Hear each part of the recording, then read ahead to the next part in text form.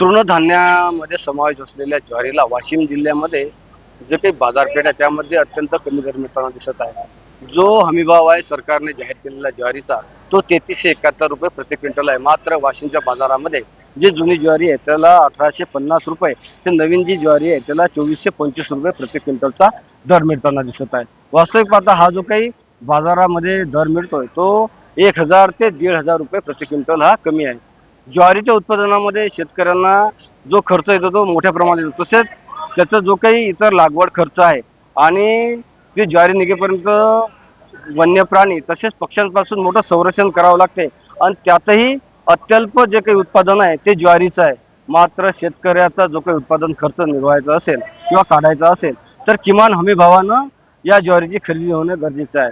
बाजारात जो भाव मिळतो तो कमी असल्यामुळे शेतकऱ्यांचं आर्थिक नुकसान होत आहे. त्यासाठी ज्या काही बाजार समिती आहे त्यांनी 3371 रुपये प्रति क्विंटलला ज्वारीची खरेदी करावी किंवा या ज्वारी खरेदीसाठी शासनाने हमीभाव केंद्र उघडावी, ज्यामुळे जे ज्वारी उत्पादक शेतकरी आहे त्यांचं होणारं आर्थिक नुकसान टळेल. किमान आता तरी शासनानं याकडे लक्ष देऊन या ज्वारीची हमीभावाने खरेदी करावी, ज्यामुळे ज्वारी उत्पादक शेतकऱ्यांची संख्या वाढून त्यांचं आर्थिक नुकसानही टळेल. ईश्वर गोमासे, न्यूज 18 लोकमत, वाशिम.